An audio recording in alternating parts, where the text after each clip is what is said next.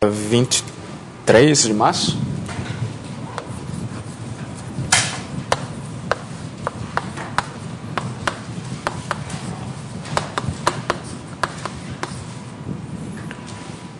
Na próxima quarta eu confirmo a sala, tá? Acho que o Rafael marcou uma sala para monitoria, mas tem a questão da filmagem, que eu não sei como é que vai ser. Então a sala tá em aberto aí.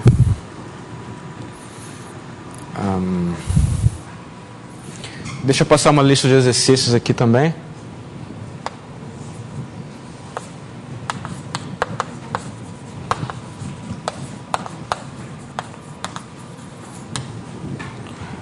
Para entregar no dia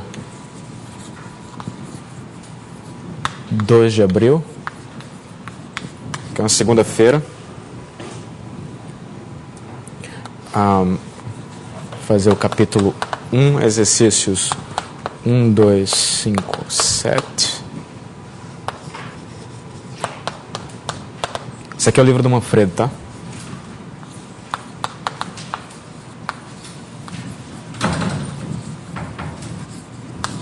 Exercícios 1, 2, 5. E o exercício complementar é aquele que eu pedi na aula passada. Mostrar que a D é uma distância, né? É uma métrica. O apagador está aqui.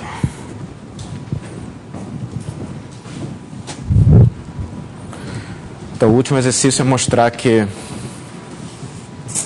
se M é uma variedade riemanniana,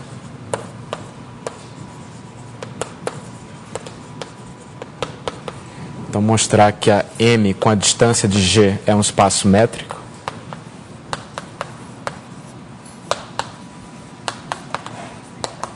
Que induz a mesma topologia que é usual. Certo?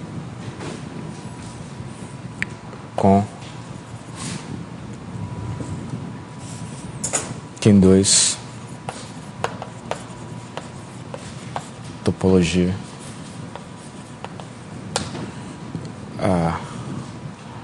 de M como variedade, né?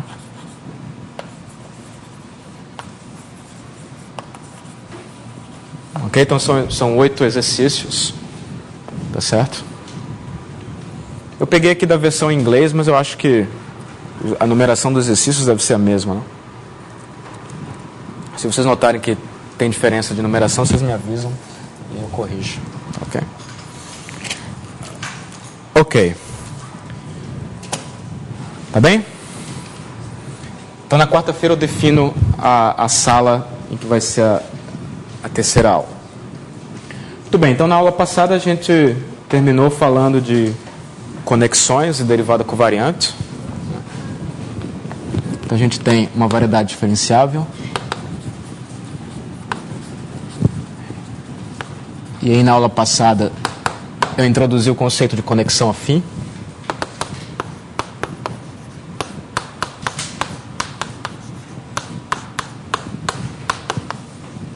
Conexão afim.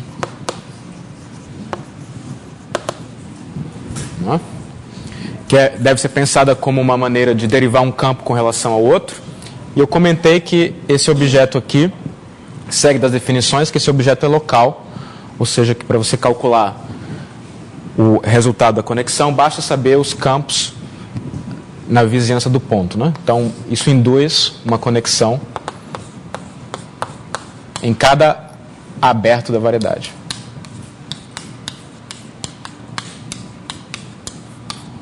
Também é uma conexão afim.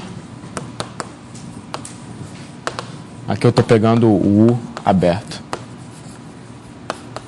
na variedade. Com a propriedade, é claro que essa conexão coincide com aquela se os campos definidos em U são restrições de campos da variedade inteira, né? Ou seja, ela tem essa propriedade de que a derivada de x com respeito a y restrita ao aberto U é igual à derivada. Estou usando a mesma notação, tá? Para esses dois objetos distintos, porque na verdade os resultados são iguais. Pegar o campo restringir a U, derivar com respeito ao y restrito a U. Tá? Dá a mesma coisa. Em particular, você pode fazer a seguinte conta em coordenadas.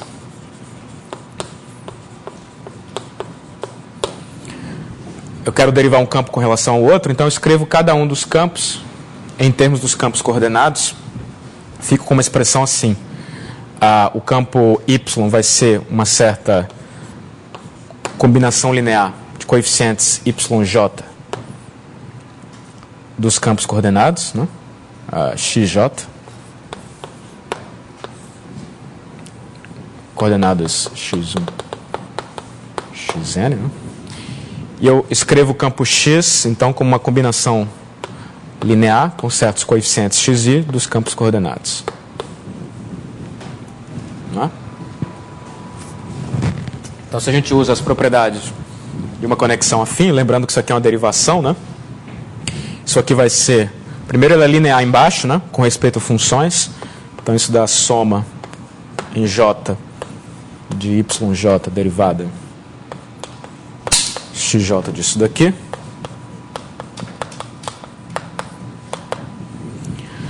Ok, agora eu uso que isso aqui é uma derivação. Então, fico com uma soma. A soma eu posso tirar para fora. Em j de yj multiplicado por... E agora eu vou derivar esse produto aqui com respeito ao campo xj. Então, primeiro obtenho o x... vamos primeiro colocar a derivada aqui. Então, o campo vai derivar a função, né? xj derivando a xi, multiplicado pelo campo xi, mais a função xi multiplicado por essa derivada. O meu objetivo aqui é obter uma fórmula para conexão, e dessa fórmula eu vou concluir de que realmente depende a conexão. Certo? Aqui a primeira observação é que a conexão só dependia dos valores dos campos numa vizinhança do ponto. Na verdade, a gente vai ter uma propriedade mais forte que essa, que segue da fórmula. Muito bem, então vocês olham o que está acontecendo aqui, né? A primeira observação é que esse objeto aqui não depende dos campos x e y, né? É um objeto que só depende do sistema de coordenadas. Tá? Então, isso aqui está associado ao sistema de coordenadas. E aí a gente introduz uma notação ou definição, né? Definição. Os símbolos de Christoffel.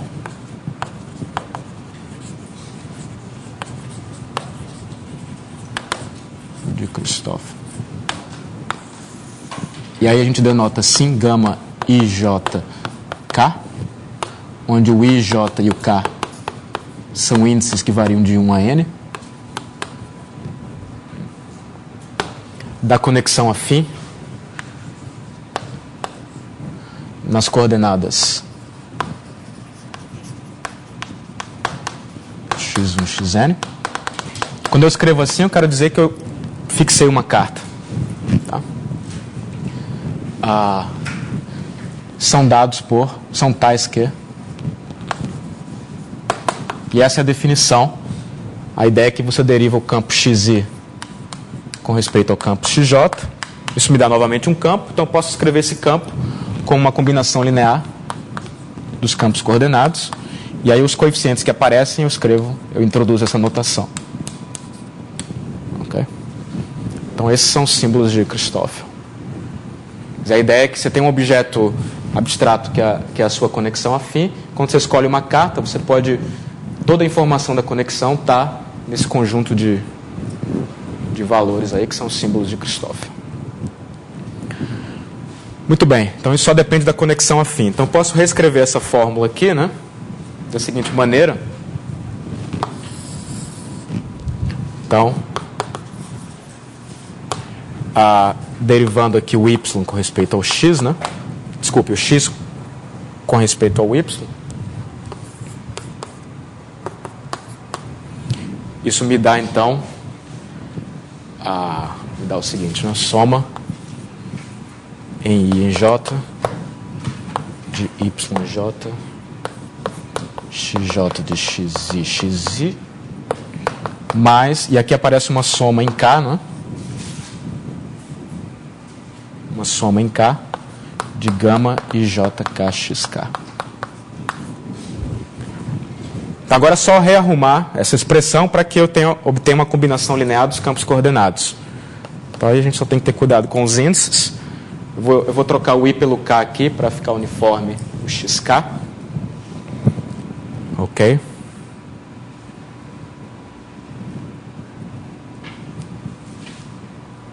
Tá certo aqui, né? Isso. Então, só tem que ter cuidado na hora de trocar os índices, tá? Como é que eu faço isso? Vamos fazer por pedaços aqui. Então, eu quero escrever isso da seguinte maneira, né? Isso aqui é uma soma em K de alguma coisa multiplicada por XK, né? Então, quando eu faço isso aqui, eu tenho que trocar o I pelo K aqui. Então, fico com uma soma em J de YJ XJ de XK. Esse é o primeiro termo, né? Trocando o I pelo K. E o segundo fica... O segundo eu posso só copiar, né? Fica uma soma em I em J de XI YJ gama e JK. Certo? Então, essa é a expressão resultante. Vocês podem observar que isso aqui nada mais é do que o campo Y, né? Campo Y aqui. Então, tudo isso aqui eu posso escrever como o Y derivando XK na direção Y. Certo? Então, essa é a expressão que a gente obtém para conexão afim em coordenadas, né? E daí a gente tira a seguinte conclusão. A primeira conclusão é que os coeficientes do campo Y nunca são derivados, né? Eles aparecem aqui sem derivadas, aqui na frente e aqui. Portanto, a conclusão é que, se eu quero calcular o resultado disso daqui num ponto, eu só preciso saber o valor do Y naquele ponto. Tá? Eu não preciso derivar. Então, basta saber os valores de Y no ponto P. Agora, com respeito ao X, se eu olhar para os coeficientes do X, eles aparecem derivados aqui, né? Mas aparecem derivados na direção do Y. Então, para saber o resultado disso daqui, eu só preciso conhecer o campo X ao longo de alguma curva tangente a Y. Certo? Deixa eu só escrever essa conclusão. A conclusão é que se eu derivar aqui o X com respeito ao Y, e eu quiser calcular o valor, esse campo no ponto P, né? Isso só depende do Y no ponto P e dos valores de X ao longo de alguma curva tangente a Y.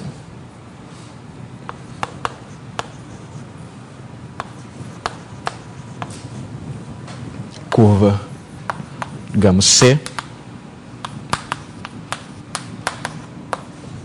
passando pelo...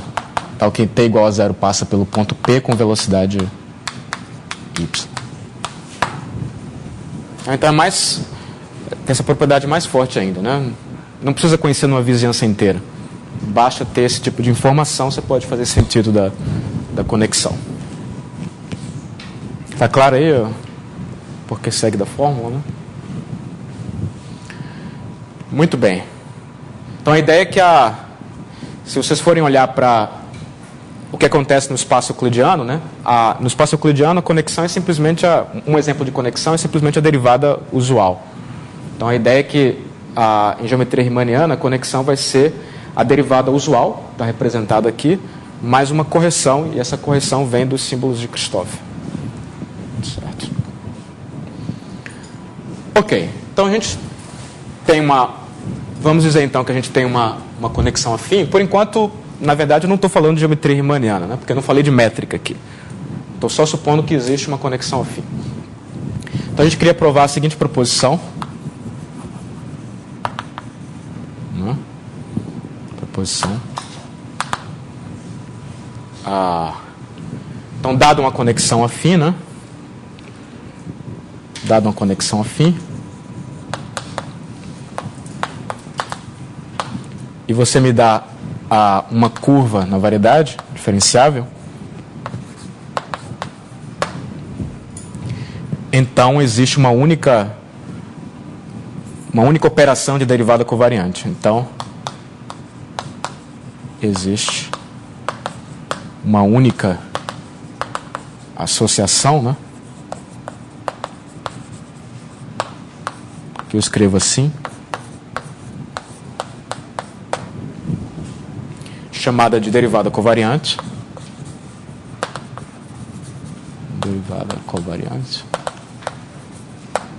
Onde o V aqui é um campo de vetores ao longo da curva.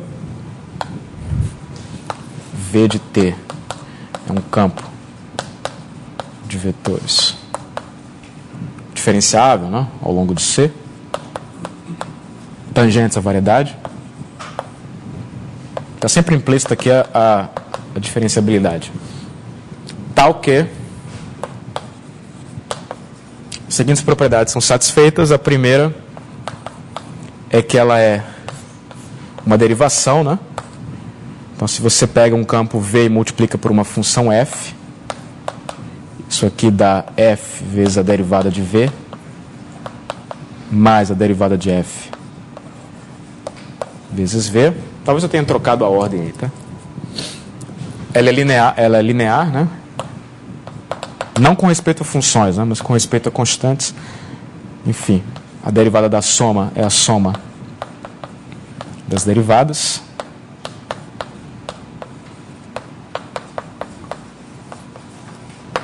E a última propriedade me diz qual a relação com a conexão afim, né? A terceira diz que a derivada covariante, ela dá exatamente a derivada, a conexão aplicada ao campo V com respeito ao... Talvez seja melhor usar uma notação diferente aqui, né? A x C', você vai ter C' se o campo V é simplesmente a restrição do campo X. Né? Se a V de T é o campo X calculado no ponto C de T. Para algum campo X.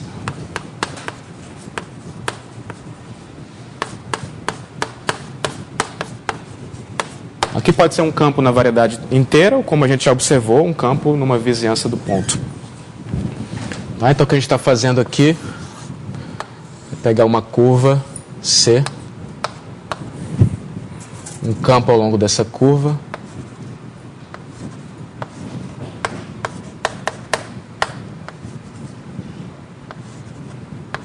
né? E derivar, né? Então só... para que a coisa fique um pouco mais concreta, né? O exemplo disso daqui, desse tipo de derivada covariante, é lembrar a geometria diferencial de curvas de superfície. Se a gente tem uma superfície S do R3, e a gente tem essa situação aqui, quer dizer, uma curva C e um campo Y, ou melhor, campo V ao longo de C, que é sempre tangente à superfície, né? Quer dizer, o V de T é um vetor tangente à superfície S no ponto C de T. Então, a noção de derivada covariante nesse caso dá o seguinte, né? Você define isso como sendo... Você pega a derivada usual, né? Denoto assim. Isso dá um vetor, um campo no R3, e aí eu projeto de maneira tangente à superfície. Isso aqui significa projeção no tangente à superfície. Certo? Você pega a derivada usual, projeta no plano tangente da superfície, isso dá uma operação que satisfaz essas propriedades aqui. Bom, mas aqui a superfície estava colocada no R3, né? Em geometria riemanniana a gente trabalha com objetos abstratos, que a princípio só tem uma geometria. Então o problema é como definir esse objeto, uma variedade riemanniana. Aqui eu ainda não defini, né? Quer dizer, eu defini o conceito, mas não mostrei como construir conexões afins em variedades riemannianas. Alguma pergunta até aí?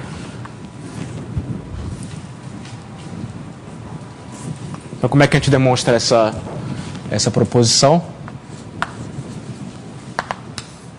A observação é que isso aqui faz sentido, né?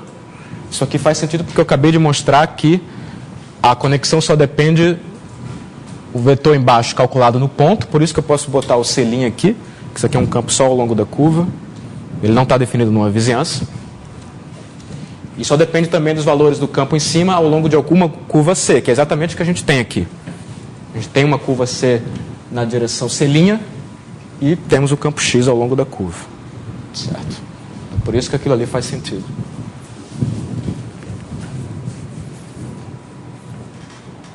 Ok? Alguma dúvida aí? Então a gente quer mostrar que essa operação existe, né? Em geral, quando uma coisa existe é única, em geometria, ela tem em alguns casos, né? É porque ela tem uma fórmula que tem que ser aquela fórmula. Então a maneira de demonstrar a proposição é procurar a fórmula. Certo? Usando as operações. Então o que você faz é o seguinte, você escolhe um sistema de coordenadas, né? Então você escolhe um sistema de coordenadas. Escolhemos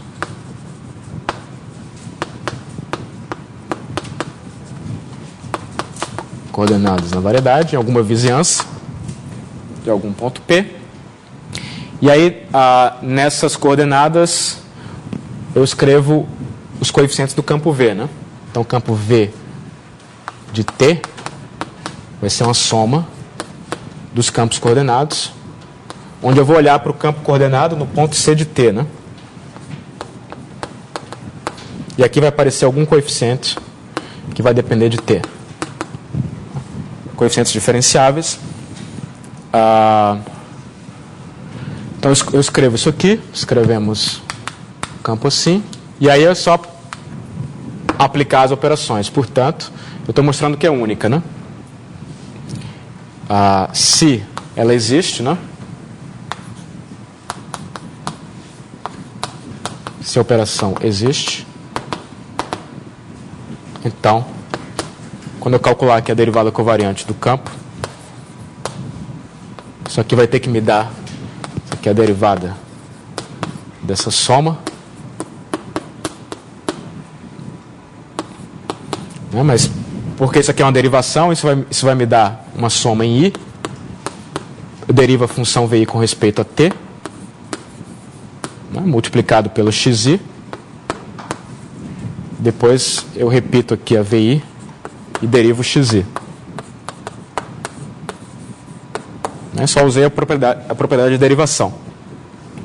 Só que agora eu observo que o campo XI, que é o campo coordenado, ele é um campo definido numa vizinhança. Então, pela terceira propriedade, né, se o campo V, se o campo V é a restrição de um campo que está definido em alguma vizinhança, então isso tem que dar a conexão afim. Portanto, eu posso continuar aqui, escrever assim, isso aqui é o dVi dt xi, mais a derivada aqui vai ter que me dar, então, a conexão, né, do campo xi com relação à direção da curva, né, que é a selinha. Certo. Ok? Então acabou a demonstração de que ela é única, né? Porque se ela existir, ela tem que ter essa fórmula em coordenadas. Não tem outra possibilidade. Ok? E para mostrar que ela existe, basicamente você define assim, né? Você diz assim, eu fixo o sistema de coordenadas e defino a derivada covariante assim. Mas aí o que você tem que mostrar é que se você escolhe um outro sistema de coordenadas, as definições coincidem. Mas elas vão coincidir basicamente porque, novamente, eu acabei de provar, né, que se ela satisfaz essas duas condições, ela tem que ser, essas três condições, na verdade, ela tem que ser dada por essa fórmula aqui. É uma coisa meio formal, né? Então, essa parte aqui mostra que é única, né? Portanto, essa operação aqui é única, se existir, né?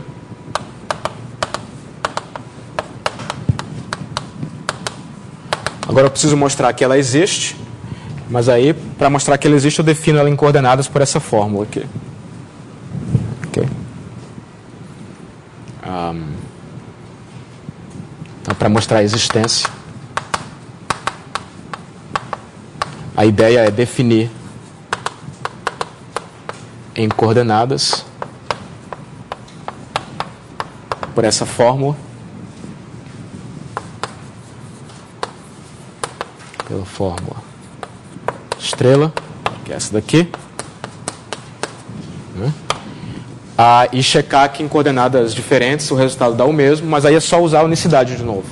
Você pega dois abertos que te dão duas coordenadas, intersecta, naquela interseção ela vai ser uma operação que vai satisfazer essas três propriedades, portanto ela é única, as duas definições têm que coincidir. Certo? Pela forma estrela. E é claro, checar que não depende das coordenadas.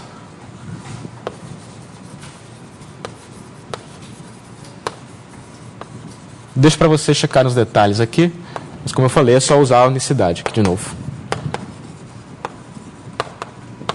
Certo? Então, dada uma conexão afim, qualquer que você escolher, né, você sempre tem uma operação de derivada covariante. Ok? Por enquanto eu vou deixar isso aqui. Alguma dúvida até aí, não?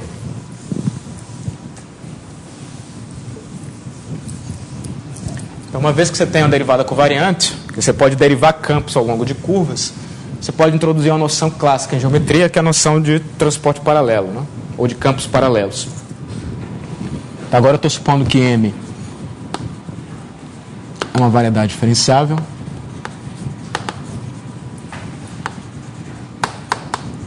Que vem com conexão afim.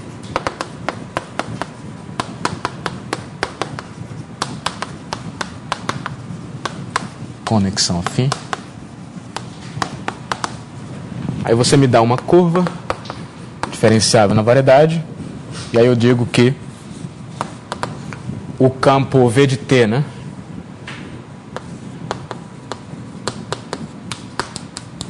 V de T, que é um campo ao longo de C, né? Tangente a variedade no ponto C de T, é paralelo. Aqui é paralelo com respeito à conexão que eu fixei, se a derivada covariante do campo é zero.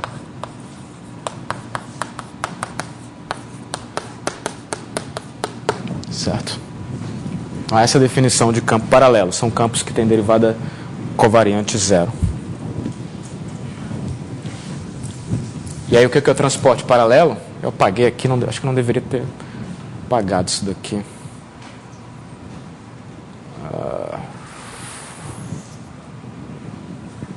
Bom, enfim, a gente deriva de novo, né?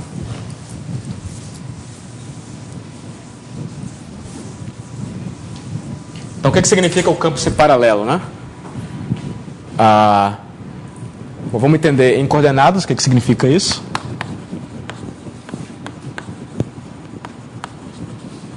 x1, xn. Quero calcular essa derivada covariante aqui.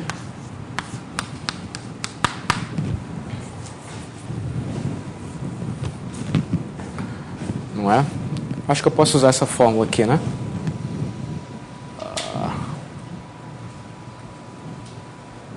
Então vamos dizer que a curva, eu vou escrever a curva como sendo dada por funções xi de t, ok?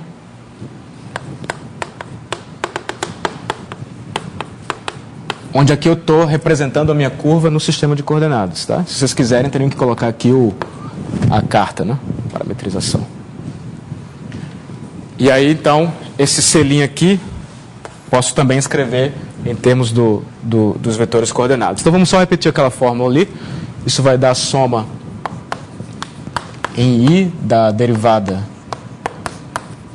de VI dt com respeito a xi, mais aquela conexão.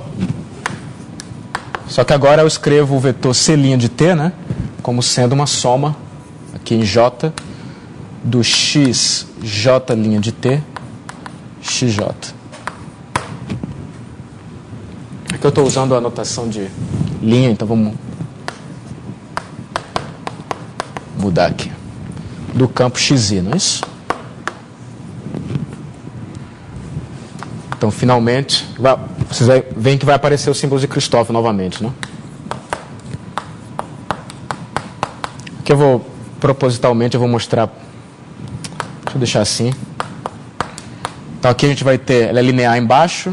Isso aqui vai ser uma soma em J de VI, XJ'. Derivada do XI com respeito ao XJ, mas lembra que isso é a soma em K dos símbolos de Christoffel vezes XK. Certo. Agora é só organizar isso aqui. Quero escrever novamente isso com uma combinação linear dos vetores coordenados. E o que dá isso, então? Então, aqui eu troco o I por K, fico com a derivada do VK. Não é?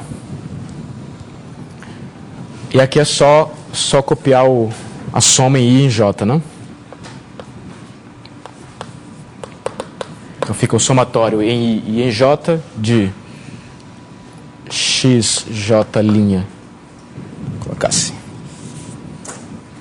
gama IJK. Esses símbolos de Christoffel aqui estão calculados no ponto em questão, que é o ponto X de T aqui. X de T. Só para a gente ter cuidado aqui e entender direito o que cada coisa é, né? XJ' de T, VI de T. Então essa é a fórmula. Certo.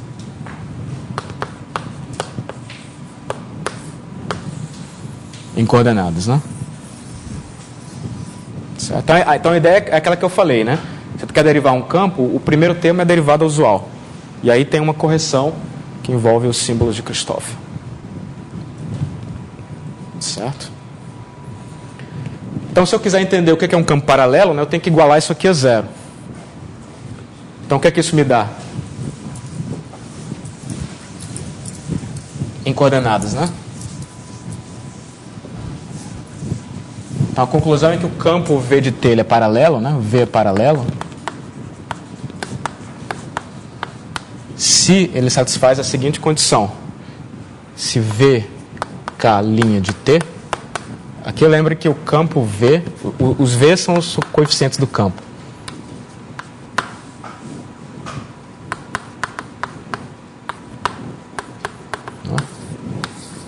Então o campo V é paralelo se em qualquer sistema de coordenadas ele satisfaz a seguinte propriedade.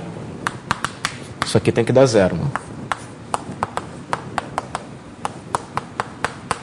X de T, XJ' de T, VI de T, igual a zero para todo K variando de 1 a N.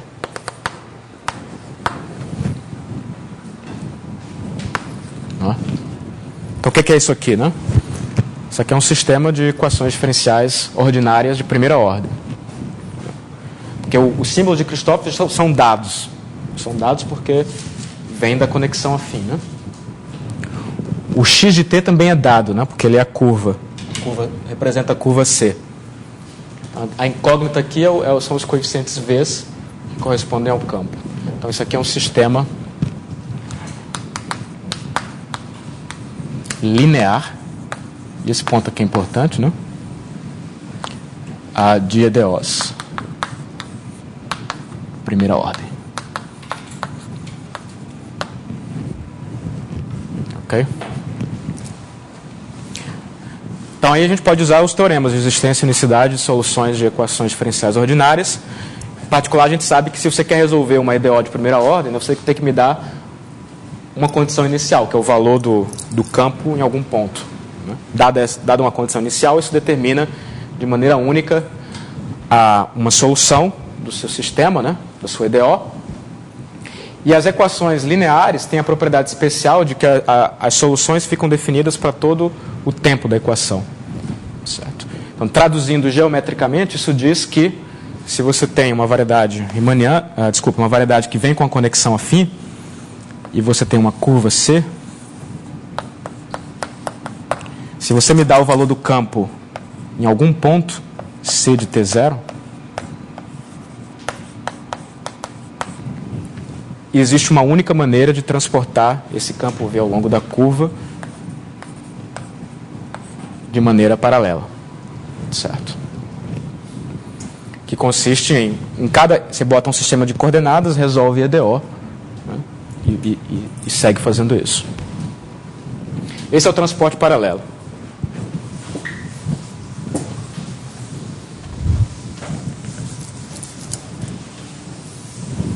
Ok? Historicamente, as coisas aconteceram da maneira inversa, né? Você primeiro tinha um transporte paralelo e, aos poucos, o pessoal chegou no conceito de conexão afim. Hoje em dia é mais fácil introduzir logo a conexão e deduzir o que é um campo paralelo. Então, a proposição simples é que, novamente, estou supondo que M é uma variedade que vem com conexão afim. Então, dado uma curva C diferenciável, dado um T0 no intervalo I, e dado eu escolho uma condição inicial no ponto C de T0, que eu chamo de, sei lá, V. Seria esse vetor aqui, né?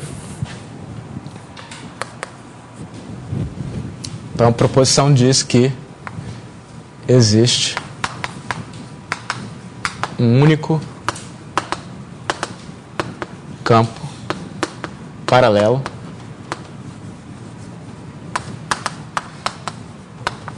e observem aqui que ele está definido para todos os valores do intervalo I, e aqui é onde eu uso que aquela equação é linear. Em geral, quando você resolve uma EDO, você resolve para tempo pequeno, né, e a solução pode explodir, né, se a equação for não linear. Mas como é equação linear, ela existe para todo T. Então, a gente aqui no C de T, o único campo paralelo está o quê? V de T0 é igual a V. Certo. Ok?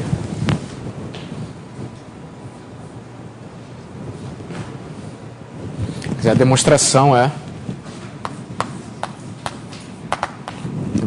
é usar o teorema de existência e unicidade de EDOs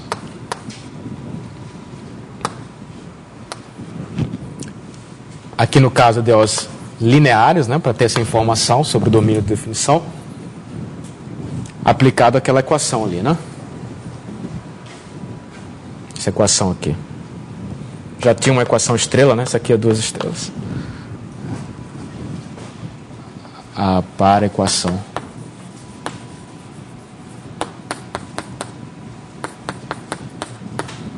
e aí, como isso aqui só representa o que é um campo paralelo em coordenadas, e a curva, por exemplo, poderia ser muito grande, né? Você tem que cobrir a imagem da curva com coordenadas, né? Você pode pegar o intervalo compacto aqui, você pode cobrir a sua curva aqui com cartas.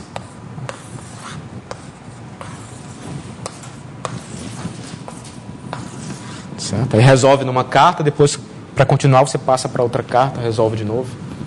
Okay. E aí, em cartas diferentes, sempre dá a mesma coisa por causa da unicidade, né? A solução é única. Então, aqui você tem que cobrir aqui o C de I com um número finito de cartas.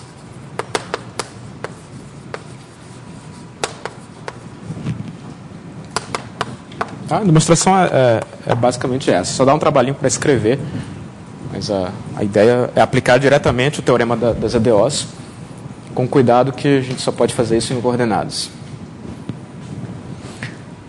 Ok? Então a gente tem, se você me dá uma conexão afim, a gente tem a noção de derivada covariante de campos e de campos paralelos. Ok? A pergunta agora é como construir conexões afins em variedades riemannianas. Essa é a grande questão, né? A gente só vai conseguir fazer cálculo, né? tomar quantas derivadas quiser se a gente tiver uma noção de derivada covariante. Ok.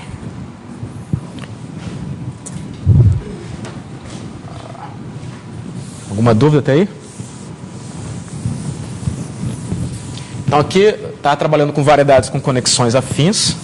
Agora eu vou tirar aqui a conexão. Você disse que a conexão depende, no caso, se quiser derivar de x em relação a y, depende de um ponto y.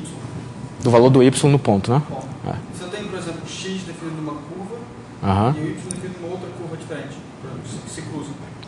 Eu quero derivar um em relação ao outro nesse ponto que eles se cruzam.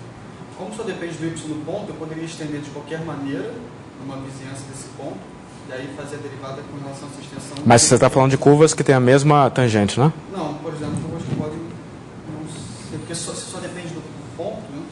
Ou vai Não, você depende. Você depende da direção aqui, né? Então você pega uma curva C tangente ao y de P e você só precisa saber os valores de x ao longo dessa curva. É isso que eu falei. Então, mas aí se eu estender o y, uma vizinhança do ponto P, eu vou ter o x em uma curva de... Aqui o x está... Mas aí vai ser da extensão de y, não do y. Como eu não estou entendendo a pergunta. Se eu tenho, por exemplo, uma curva que passa aqui, outra que passa, por exemplo, transversal. Aí eu tenho o y nessa curva e o x na outra. Aí eu pego esse y e estendo ele numa vizinhança do ponto que eles se cruzam. E aí eu faço a derivada de x em relação a y. Quer dizer, eu vou ter o y, como eu fiz a extensão, eu vou ter ele definido na curva que o x estava definido antes. Aí eu poderia fazer, no caso... Sim, mas a derivada do x numa direção tem nada a ver com a derivada dele na outra, né? Se o x estiver definido só na curva aqui. Mas não depende só do ponto P. Depende do P, do y no ponto P e do x, na verdade, do x ao longo de alguma curva que passa pelo ponto P tangente ao y de P. Esse resultado aqui, né? Ou depende dessa informação aqui. Aí você pode trocar a curva, mas essa curva tem que continuar sendo tangente ao y. Se você escolher uma outra curva assim, C', e olhar para os valores de x aqui, o resultado dá igual.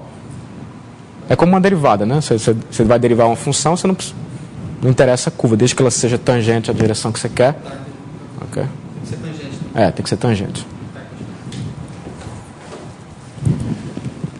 Ok, então agora eu tinha uma variedade com conexão, eu vou esquecer a conexão, né? E vamos voltar aqui para o mundo da geometria riemanniana, pedir que M venha com uma métrica riemanniana. Variedade riemanniana.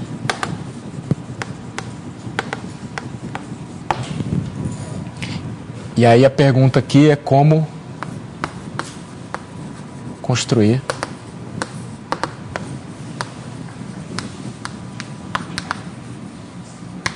conexões afins a partir desses dados, né? Quando a superfície está contida no R3, você tem uma conexão natural, que é aquela que eu expliquei. Pega a derivada usual e projeta. Mas aqui a gente não tem ambiente, né? Temos só um produto escalar em cada espaço tangente. Então, esse problema foi resolvido pelo Levi-Civita, né? O que ele fez foi acrescentar duas condições naturais que se relacionam com a métrica, né? Pelo menos uma delas, e mostrar que, com essas condições adicionais, você tem precisamente uma conexão afim que satisfaz as duas condições. Quer dizer, ele encontrou a conexão da geometria riemanniana. O teorema, vocês vão ver que a demonstração é bastante simples, mas ela é fundamental por causa disso, porque diz que, dada uma variedade riemanniana, existe uma conexão afim que é especial, que é melhor do que todas as outras. Então, quais são essas propriedades? Primeiro, eu tenho que dizer como é que a conexão se relaciona com a métrica G, né? Então, a definição é a seguinte. Você diz que a conexão afim é riemanniana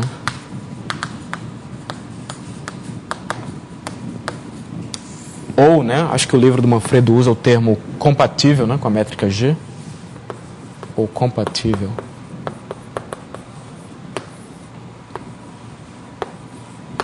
com G, né? se vale a seguinte propriedade. Se quando eu derivar, se eu tiver um campo x e eu derivar o produto escalar de outros dois campos y e z, né, tem que valer a fórmula que a gente espera. Isso aqui é uma derivada, né, de uma coisa bilinear, então tem que valer a fórmula, a regra de Leibniz, derivada do produto.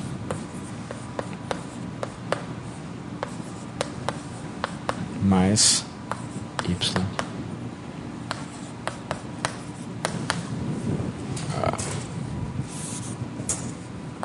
Para todos os campos x, y e z.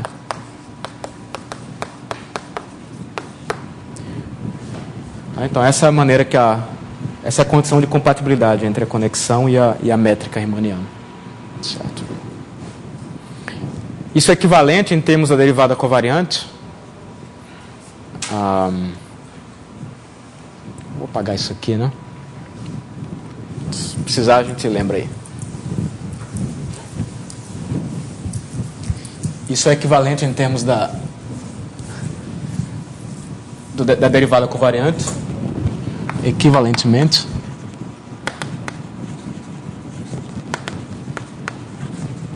se vale a seguinte propriedade, que é natural, né?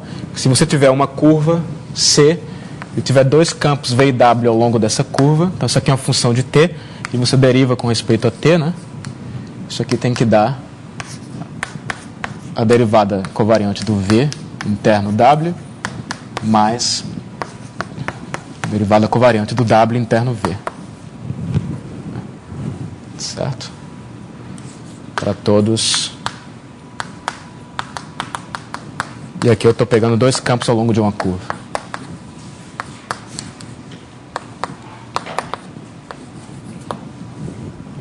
Certo? A primeira pergunta é por que uma é equivalente à outra, né? Por que uma é equivalente à outra?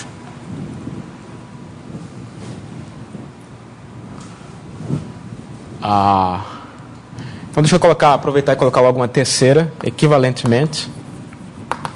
Todas elas reproduzem a mesma condição. Se vale a seguinte propriedade, que o produto escalar de campos paralelos é constante ao longo da curva. Se o produto escalar, se eu olhar para a função t em i e mandar em P1 e P2 de T, essa função é constante para todo par de campos paralelos.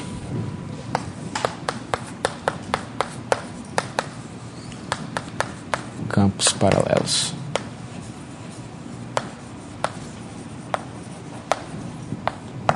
Então a ideia aqui é que se a gente quer uma conexão que de alguma forma seja a conexão da geometria riemanniana, ela tem que preservar o produto escalar de campos paralelos. Em particular, o comprimento de um campo paralelo, de um campo, né, se ele for paralelo, fica constante ao longo da curva. É natural pedir isso. E de fato pedir isso é equivalente a pedir isso ou isso aqui, o que você preferir. Então como é que prova aí? Como é que prova uma dessas equivalências aí? Vamos fazer algumas.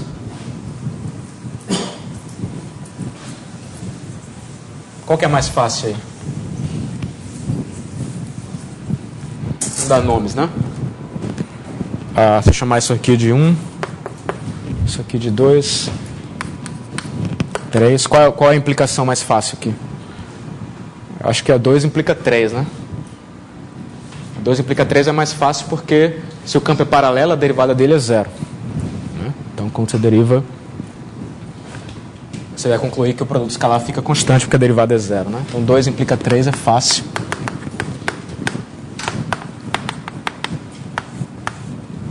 Para provar que 3 implica 2, né?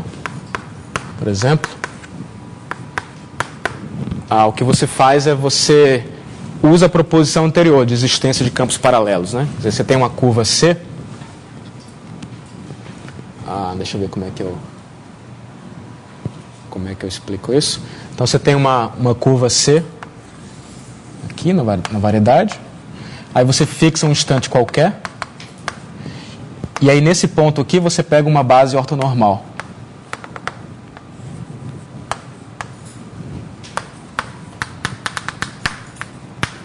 base ortonormal naquele ponto.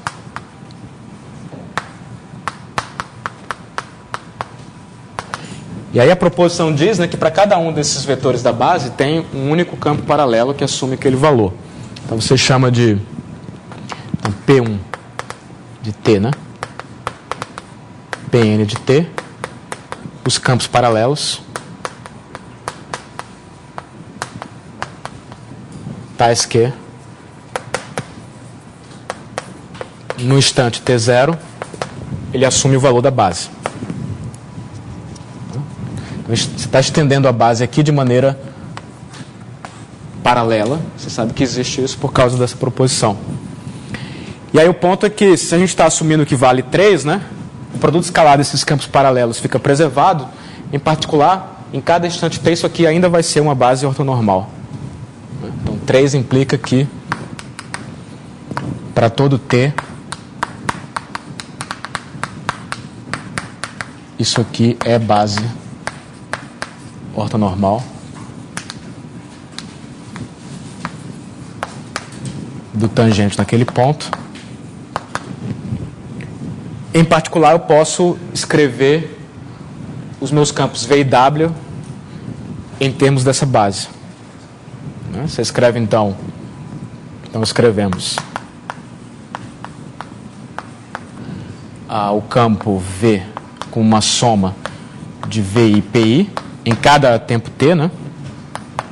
O campo W com uma soma de WJ, PJ, novamente em cada campo T. E aí a gente calcula a derivada, né? E calculamos. Quero calcular a derivada desse produto escalar. Ora, como a base é ortonormal, né? Em cada tempo T, isso aqui é simplesmente a soma dos produtos, né? Coordenada a coordenada. Não é? Em cada tempo T, né? Isso aqui é uma função de T. Então aqui a gente está falando de derivadas de funções de uma variável, né? Vale a regra de Leibniz. Você tem que isso aqui é a soma do dvi dt vezes wi mais o vi vezes a derivada do wi. Certo? Agora, por outro lado, a gente calcula o lado direito e checa que dá a mesma coisa, né? Por outro lado,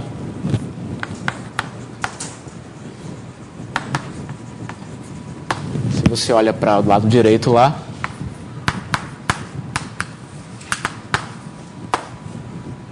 calcular só esse aqui, então você está derivando o campo V, que é a soma dos VIs e PIs.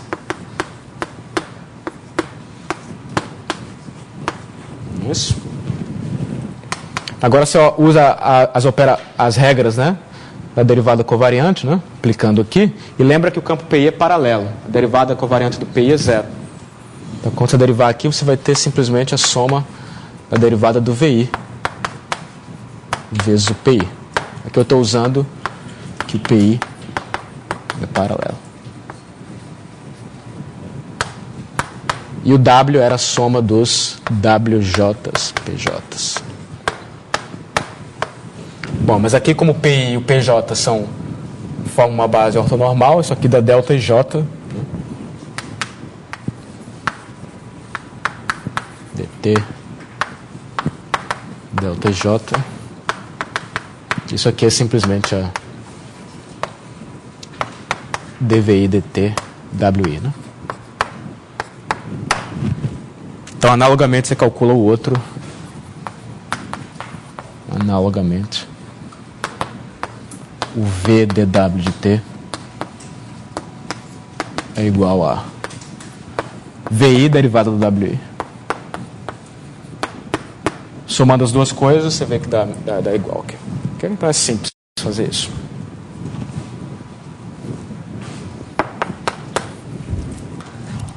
Tá bem? E a propriedade 1, como é que aparece aqui, né? Aparece naquela propriedade 3 da derivada covariante, que relaciona a derivada covariante com a conexão afim, né? Não é isso? Então, como é que você prova, por exemplo, só vou fazer essa, só vou indicar essa, que 2 implica 1, né? Isso. Então, você quer provar que 2 implica 1. O que você faz é, eu quero calcular essa derivada aqui, né? Eu lembro que isso aqui é uma derivada de uma função na variedade com respeito a um campo na variedade. Então, para calcular essa derivada, eu posso escolher, fixo um ponto P e escolho uma curva passando por aquele ponto na direção x.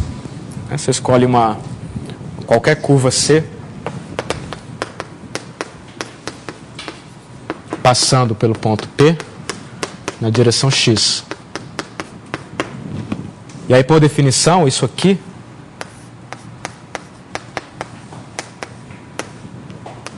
é simplesmente a derivada com respeito a t, né, dessa função calculada no ponto C de t, em t igual a 0.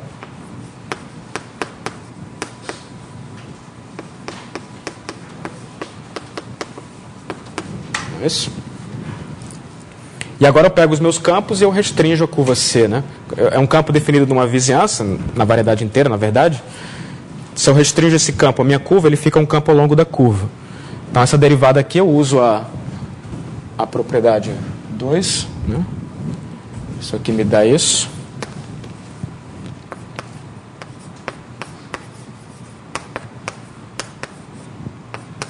Mais a y derivada covariante de z. E aí eu lembro novamente que, como eles são campos definidos numa vizinhança, a derivada covariante coincide com a conexão na direção da curva. Então, isso aqui é a conexão do y na direção do C' de 0. Não é isso? Só que o C' de 0 é x, né? E aqui é a mesma coisa.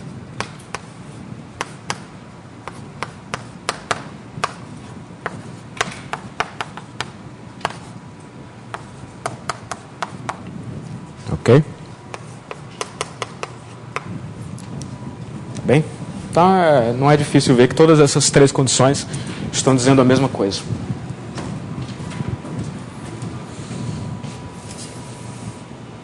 Alguma pergunta? Agora eu mencionei que a gente precisa de mais uma condição, né? Isso aqui não é suficiente ainda para determinar a conexão.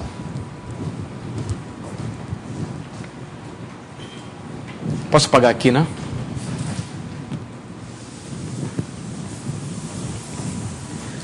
Então, essa conexão de simetria é um pouco mais difícil de motivar. Isso aqui é simples de motivar, né? Quer dizer, a derivada usual no espaço euclidiano satisfaz essa propriedade. A segunda também pode ser por aí, mas... A segunda usa o colchete, né? Quer dizer, você diz que uma definição é uma condição de simetria, na verdade, que a conexão afim é simétrica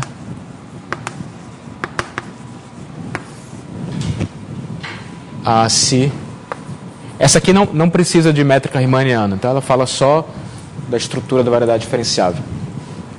Se a derivada de x com respeito a y... como é que eu quero fazer isso? Deixa eu só mudar aqui as letras só para... Menos a derivada de x com respeito a y com respeito a x menos x com respeito a y, isso aqui tem que dar o colchete dos 2 campos. Muito certo. Isso aqui é um campo, né? Colchete para todo par de campos na variedade. Então, lembrando aqui, eu falei que vou assumir variedades diferenciáveis, mas de vez em quando eu lembro a definição colchete de 2 campos de vetores. É aquele campo que, quando aplicado a uma função f, retorna essa diferença aqui. Certo? chamado colchete de Lie dos dois campos. Tá bem? Então, se vocês trabalharem, como motivar isso aqui? Uma motivação é olha para o espaço euclidiano, pensa nisso aqui como sendo a derivada usual, né? Derivada tradicional, né? E você vai verificar que isso aqui é satisfeito, no caso do espaço euclidiano. Subtraz, faz a antissimetria aqui e dá o colchete de campos no espaço euclidiano. Uma outra maneira de motivar essa propriedade de simetria vai um pouco mais adiante no curso, que é a gente quer que o cálculo, né, nessa variedade riemanniana satisfaça aquele, como é que chama? A identidade de Schwarz, né? Que você pode comutar duas derivadas de uma função, né? Quer dizer, você tem uma função real no espaço euclidiano, a hessiana dela é uma matriz simétrica. Né? Então essa é a condição, né, que vai nos garantir que na variedade riemanniana essa propriedade ainda vai ser válida. A hessiana de uma função é simétrica. Ok? Então, aproveitar, eu posso dar logo a definição aqui. O que é a hessiana?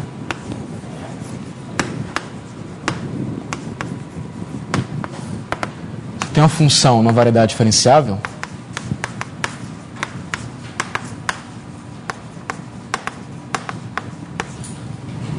Primeiro que a derivada dela, a gente sabe o que é, né? A derivada de para definir a derivada de uma função, você não precisa de geometria riemanniana. É só a estrutura de variedade diferenciável.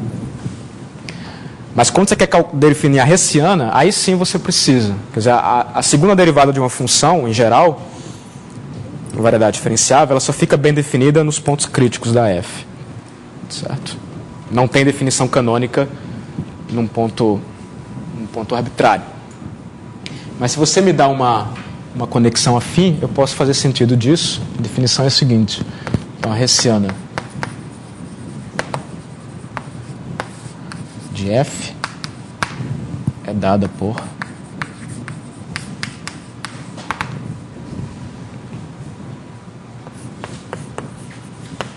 eu vou aplicar a hessiana a dois campos, né? Isso aqui pensa como a matriz segunda derivada, né? Então, tem duas direções. Isso aqui vai ser...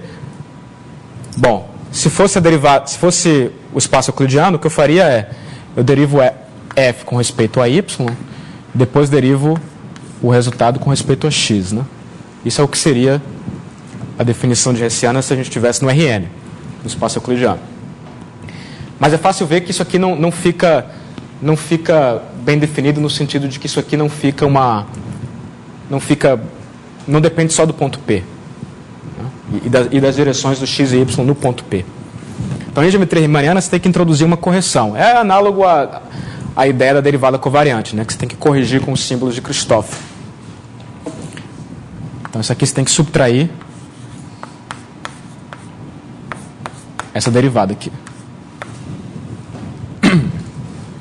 Essa é a definição. E a observação aqui, eu deixo para vocês checarem aí, né? Que se eu definisse ela dessa forma aqui, deixa eu colocar assim, como exercício, checar aqui, se eu quiser calcular a hessiana de f aplicada a dois campos x e y no ponto P, isso aqui só depende dos valores de x e y em P e dos valores de f numa vizinhança de P. E dos valores de f em alguma vizinhança de P. E a observação é que a definição ingênua, que seria só pegar isso aqui, não tem essa propriedade. Quer dizer, não depende só de...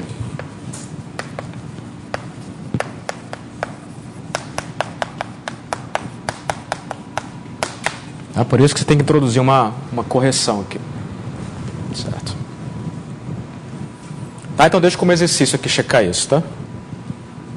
Que a hessiana definida dessa maneira, ela é realmente em cada ponto, você pode pensar como uma forma bilinear naquele ponto, só depende das direções no ponto P, de ponto para ponto. E aí, se você quiser que essa hessiana seja uma matriz simétrica, né?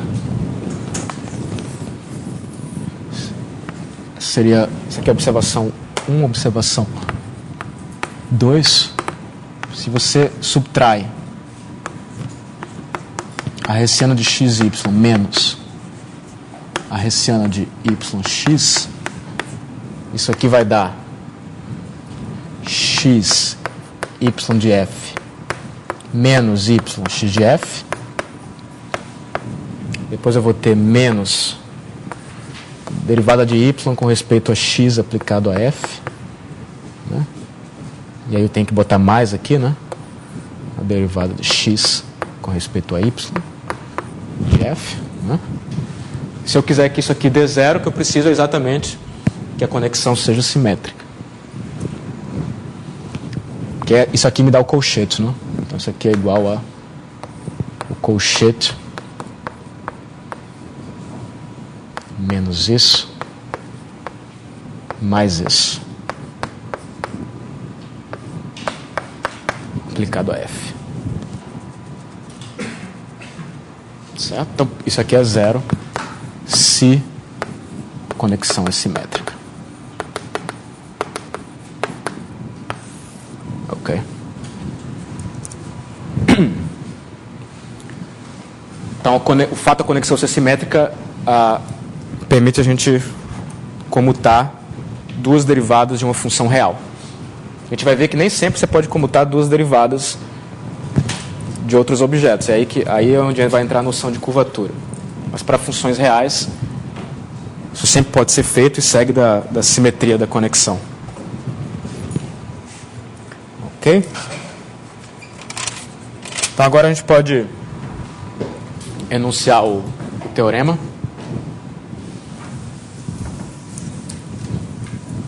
Reparem que a correção aqui, observação, né? Isso aqui é para ser pensado como a segunda derivada da f, né? Observem que a correção não afeta, digamos, a parte de ordem mais alta. A conexão é uma derivada de uma ordem da f. Estou derivando a f uma vez só aqui. Tá? Então a parte de segunda ordem da definição é exatamente a euclidiana. Ok. Então agora o chamado teorema fundamental da geometria riemanniana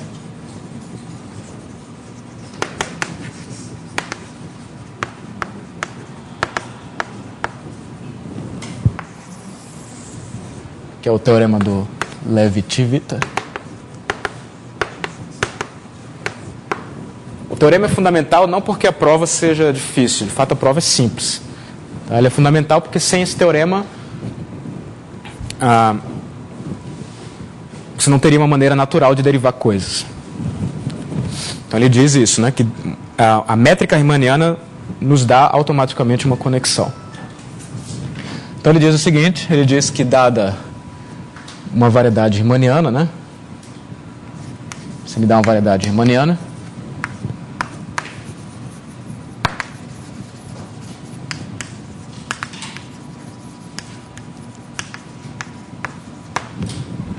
então existe uma única conexão afim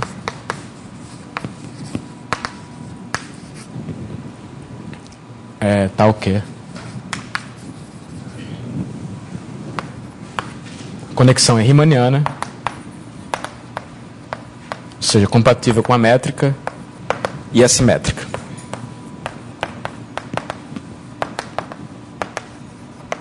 Certo. E o ponto importante, além da existência, é claro, é fundamental que seja única, né? Porque você quer ter uma teoria de geometria riemanniana, você não quer ter várias. Então, dada dada a geometria, fica definido de maneira única uma maneira de derivar campos de vetores. E ela é única porque você pede essas duas condições adicionais. Ok? Então essa é a conexão da geometria, ou é chamada, por causa do Levi-Tivita, de nabla chamada de conexão de Levi-Tivita.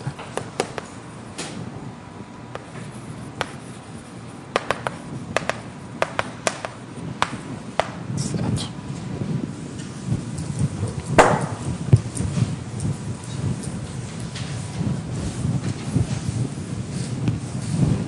Então, demonstração. Como eu falei, a demonstração não é complicada. É a consequência filosófica aí que é interessante. Então a ideia é, novamente, como nos teoremas anteriores, né? Quando uma coisa é única, geralmente é porque ela tem uma fórmula, né? Tem que ser aquela fórmula. Então você quer encontrar a fórmula. Aí o que eu faço é o seguinte. Então a ideia é que eu quero... eu vou pegar 3 campos de vetores, né? Eu quero encontrar uma fórmula. Eu vou supor que ela já existe. Suponha que a conexão existe.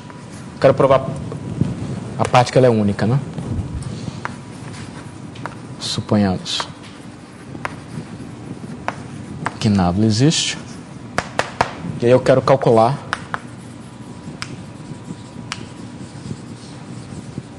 a derivada do campo y na direção x.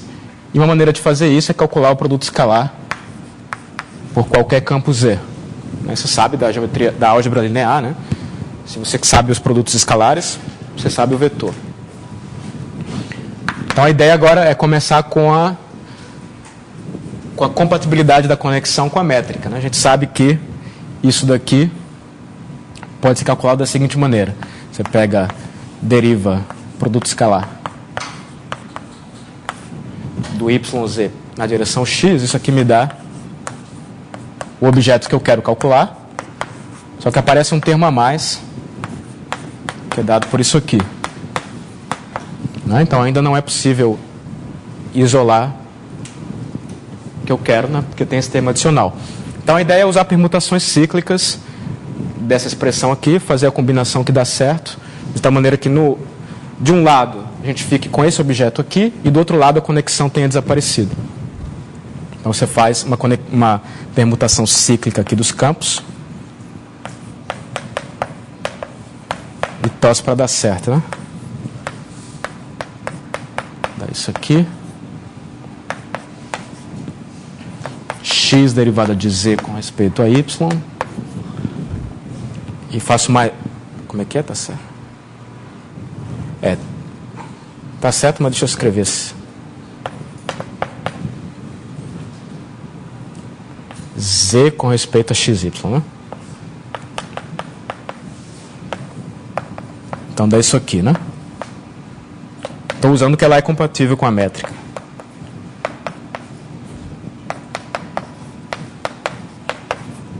Né? E agora qual é a combinação que faz o milagre, né?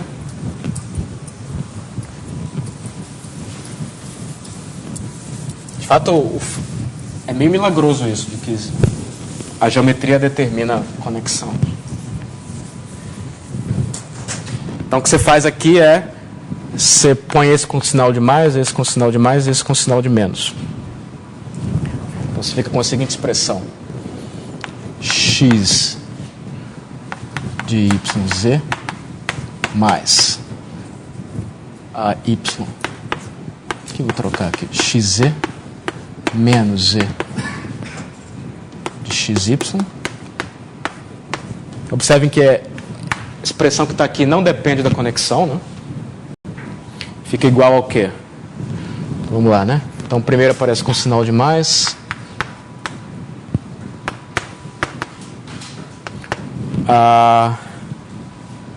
Eu tenho alguma derivada de x com respeito a z? Tenho, né? Então aqui a gente tem esse cara que aparece assim, aparece ele aqui, trocado, né? Com sinal de menos. Então eu junto esses dois termos simplifico a derivada do z com respeito a x menos a derivada do x com respeito a z, y. Isso. Aqui, novamente, esse cara aqui é a derivada do z com respeito ao y, e aqui eu tenho a derivada do y com respeito ao z, com sinal menos.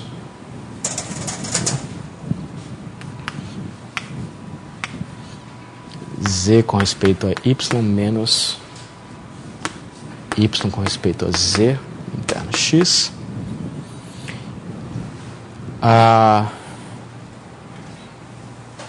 E aqui eu tenho esses dois caras com sinal mais, né? Então um eu já coloquei, vou colocar o outro aqui.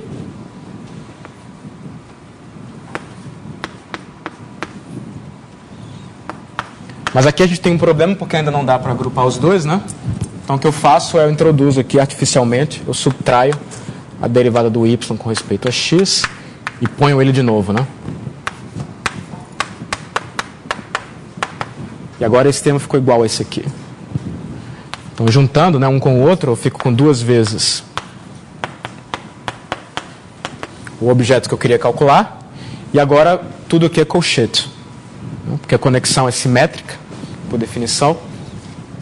Isso aqui me dá o colchete do x pelo z, interno y, mais o colchete do y, z, interno x.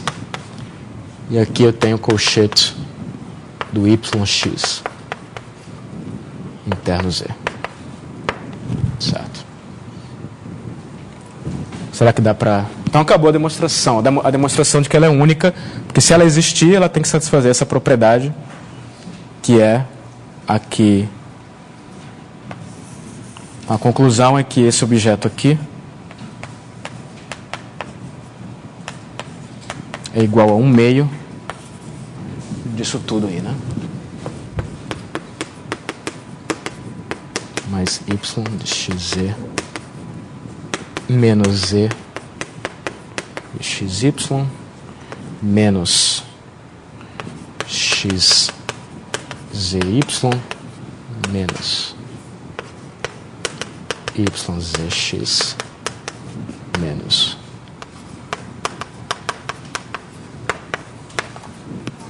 e nada aqui depende da conexão, só envolve a geometria e a estrutura de variedade diferenciável. Essa é a chamada fórmula de Koszul.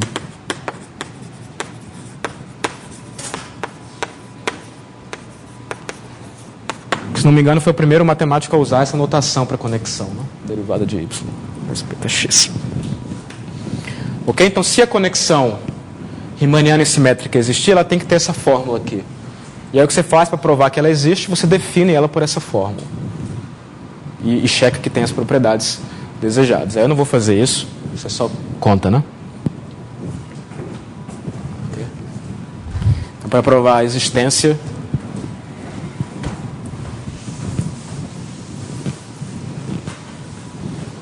vou fazer aqui.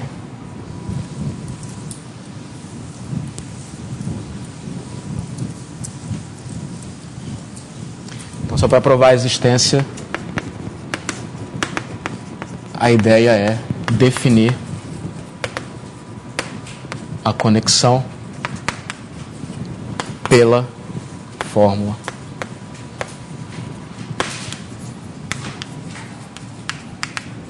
de Koszul, certo? E checar as propriedades, né?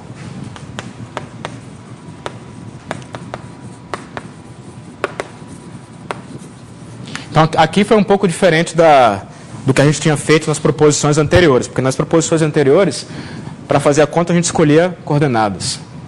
Né? Aqui é uma conta intrínseca à variedade, né? A gente não usou coordenadas. Na próxima aula, isso aqui também dá para fazer em coordenadas, onde aparecem os símbolos de Christoffel, né? Isso eu posso fazer na próxima aula.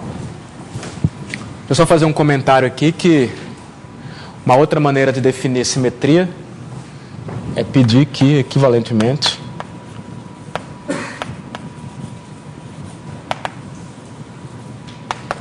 que a conexão de campos coordenados sempre comuta. Se vale que a derivada do xi com respeito ao xj é igual à derivada do xj com respeito ao xz. Em coordenadas, em qualquer sistema de coordenadas. Certo? Que essa condição de cima implica de baixo segue do fato de que o colchete de dois campos coordenados é zero. Por causa do lema de Schwarz, né? Observação. Se você faz o colchete aqui de campos coordenados, isso dá exatamente a segunda derivada de f, x e xj, sei lá, depende da definição aí.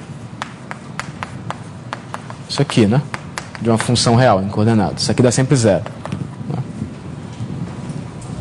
Aí tá, essa de cima aqui implica a de baixo, e para mostrar que a de baixo implica de cima, você escreve cada campo aqui com uma combinação linear dos campos coordenados e desenvolve a conta. Só observação que uma outra maneira de dizer isso, em termos dos símbolos de Christoffel, é dizer que, se você expandir isso aqui no símbolo de Christoffel, né, é dizer que os símbolos de Christoffel são simétricos com respeito a esses índices aqui embaixo. Certo? Porque isso aqui era exatamente definido assim, né? Eu não sei como é que eu defini.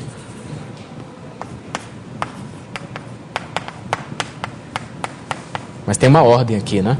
Então, quando você troca a ordem, vai trocar a ordem desses dois índices aqui embaixo.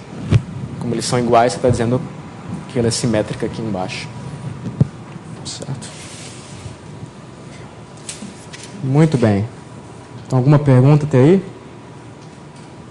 Então, o ponto é que agora a gente tem uma geometria que é dada pela variedade riemanniana, e esse teorema diz que a gente tem uma maneira de derivar coisas que é dada pela conexão de Lev-Tivita. Então, a partir da próxima aula, a gente pode falar de geodésicas e, eventualmente, chegar na noção de curvatura. Tá bom? Então, só ficou faltando marcar a aula a sala da aula de sexta-feira, tá? Isso você faz na quarta. Qual era a sala que o monitor tinha marcado?